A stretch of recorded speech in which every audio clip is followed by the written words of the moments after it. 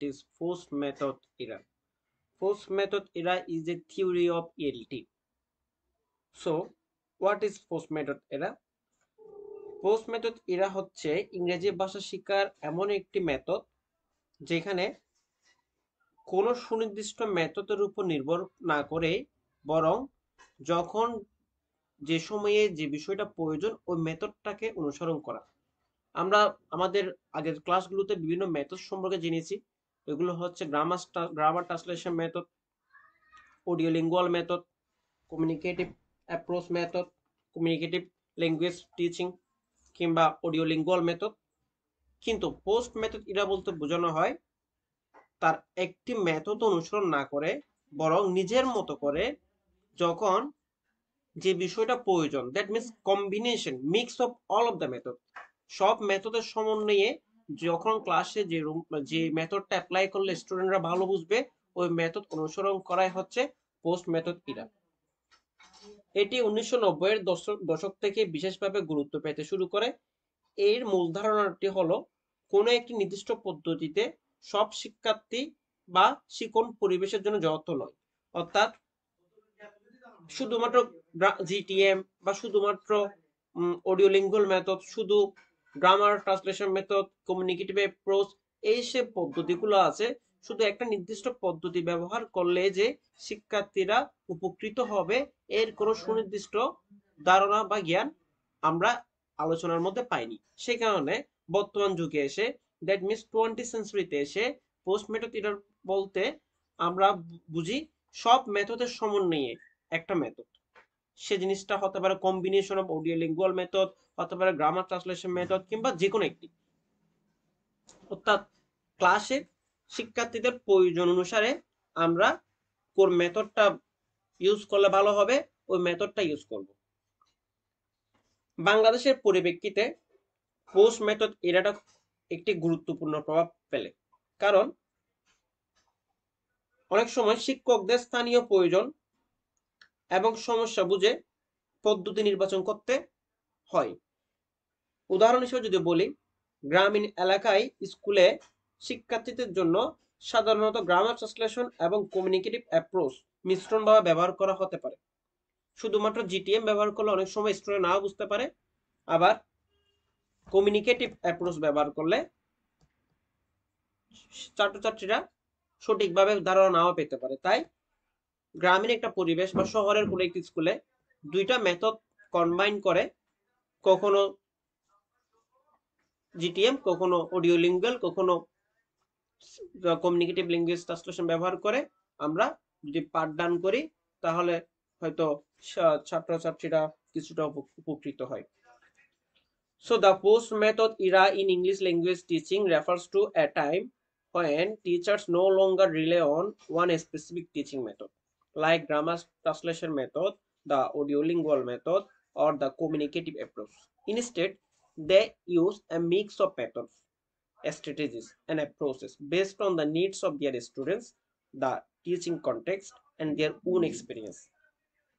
বর্তমানে post method এরা অনেক বেশি জনপ্রিয়, কারণ এখানে সুনির্দিষ্ট কোনো একটা মেথড কোনো অনুসরণ করা হয় না, এটা কম্বাইন করে কয়েকটা মেথডকে একত্রে করে ক্লাসের পরিস্থিতি বুঝেই এই মেথডটা ব্যবহার করা হয়। কি features of the post method এরা?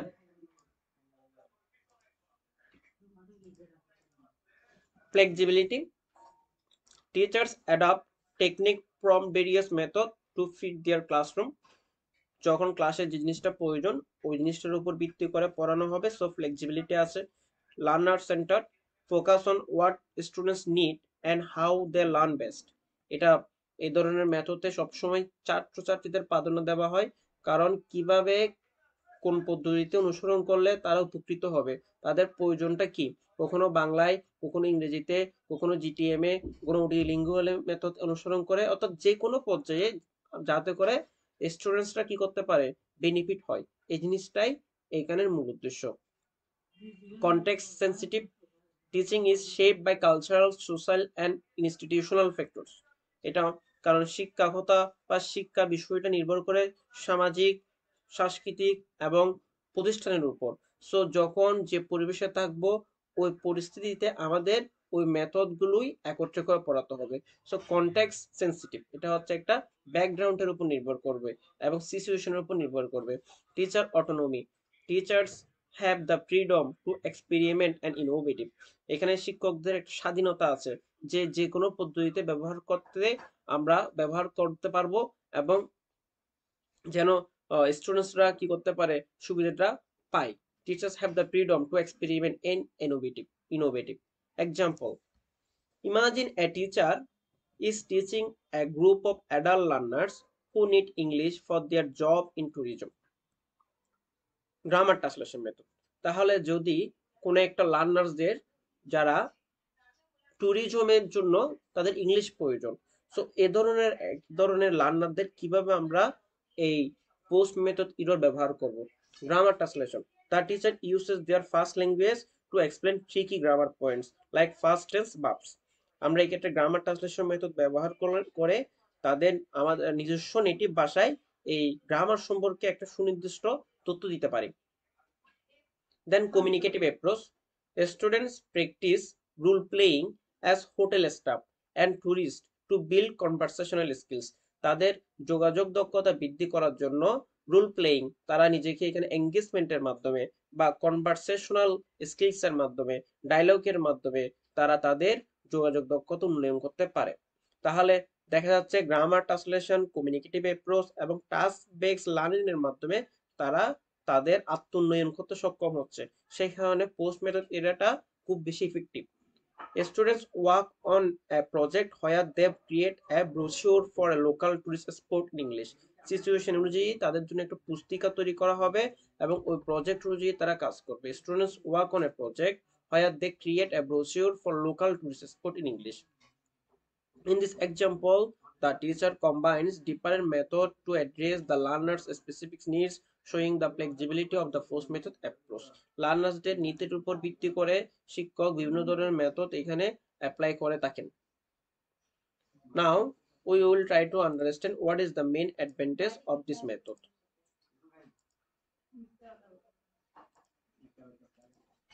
Advantage of the forced method era in ELT. Flexibility আছে, আমরা আগে পড়েছি। Learner centred approach, learner centre, কারণ লার্নারদের প্রাধান্য দেওয়া হয়। ক্রিয়েটিভিটি অ্যান্ড ইনোভেশন, টিচার্সরা চাইলে কি করতে পারেন, তাদের নিজস্ব একটা মেথড অবলম্বন না করে বিভিন্ন ধরনের মেথড অবলম্বন করতে পারে, সেখানে এটা ক্রিয়েটিভিটি এবং অনেকটা ইনোভেটিভ। কনটেক্সট সেন্সিটিভিটি, এটা নির্ভর করে হচ্ছে কালচারাল, ইনস্টিটিউশনাল, সোসাইটাল কন্ডিশনের উপর, সেখানে কনটেক্সটটা খুবই গুরুত্বপূর্ণ। গ্রামীণ পরিবেশে যদি শেখাতে হয় তাহলে এক ধরনের পদ্ধতি, শহরের পরিবেশে শেখাতে হলে অন্য ধরনের পদ্ধতি, কিংবা তাদের গ্রামীণ বা শহরে দুই ধরনের স্টুডেন্ট যদি একই ক্লাসরুমে থাকে তাহলে অন্য একটা পদ্ধতি অবলম্বন করতে পারি। অর্থাৎ যখন যে প্রয়োজনটা তারা উপলব্ধি করতে পারে সেটাই আমরা অ্যাপ্লাই করব। Empower teachers, teachers have the autonomy to take decision based on their professional judgment, experience and knowledge of their learners. শিক্ষকরা চাইলে তাদের নিজস্ব সিদ্ধান্ত নিতে পারে।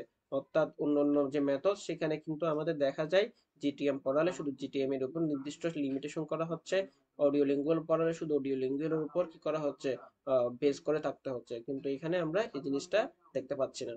ডিসঅ্যাডভান্টেজ অফ পোস্ট মেথড এরা, আমরা জানি প্রতিটা বিষয়ের সুবিধার সাথে কিছু অসুবিধা থাকে, এখানে যে অসুবিধাগুলো আছে এগুলো নিয়ে আলোচনা করব।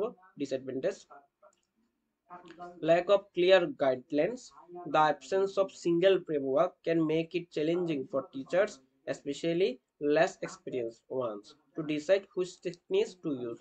অনেক সময় দেখা যায় যে শিক্ষক বা ইনস্ট্রাক্টর আমাদের এই বিষয়গুলো পড়াবেন, তখন অনেক সময় বুঝতে পারে না কিভাবে কোন মেথড অ্যাপ্লাই করলে স্টুডেন্টরা উপকৃত হবে, কারণ এখানে অভিজ্ঞতার একটা প্রয়োজন আছে। Without experience teacher it will be difficult for the students to teach. Inconsistency, combining different methods may lead to lack of coherence in lesson planning and delivery if not done carefully. যদি সতর্কতা অবলম্বন করা না হয় তখন একটা inconsistency সৃষ্টি হয় বা অধারাবাহিকতা সৃষ্টি হয়, কারণ লেসন প্ল্যানিং এর ক্ষেত্রে এবং লেকচার ডেলিভারি করার সময় কেয়ারফুল থাকতে হবে, একটা ধারাবাহিক প্রক্রিয়া অনুসরণ করতে হবে। Demanding for teachers, teachers need to deep understanding of multiple methods, strategies and their learners need, which can be overwhelming. অর্থাৎ শিক্ষকদের কি করতে হবে, মাল্টিপল মেথড সম্পর্কে ধারণা থাকতে হবে। যারা ইনস্ট্রাক্টর, ওনারা মাল্টিপল মেথড সম্পর্কে যদি অবগত না হন, তাহলে তারা শিক্ষকরা প্রয়োগ করতে পারবেন না। তাই teachers need to deep understanding of multiple methods, strategies and their learners needs, অর্থাৎ স্টুডেন্টসদের নিড সম্পর্কে অবগত থাকতে হবে, which can be overwhelming, time consuming, risks of ineffectiveness. So balancing the forced method approach to fully utilize the advantage while minimizing the disadvantage, teachers need proper training. শিক্ষকদের প্রয়োজন সুস্পষ্ট ধারণা প্রয়োজন, কারণ ধারণা না থাকলে, ট্রেনিং না থাকলে এই জিনিসটা অ্যাপ্লাই করা কঠিন হয়ে পড়বে। and support to make informed decision and maintain coherence in their teaching practice. So এই যুগে ভাষা শিক্ষার দক্ষতা বাড়াতে শিক্ষকদের ক্রমাগত প্রশিক্ষণ এবং শিখন প্রক্রিয়ার মাধ্যমে এই পদ্ধতির সাথে পরিচিত হওয়া সম্ভব। কারণ টেকনিক গুলো যদি আয়ত্তে না থাকে, তাহলে এটা অ্যাপ্লাই করা কঠিন হয়ে পড়বে।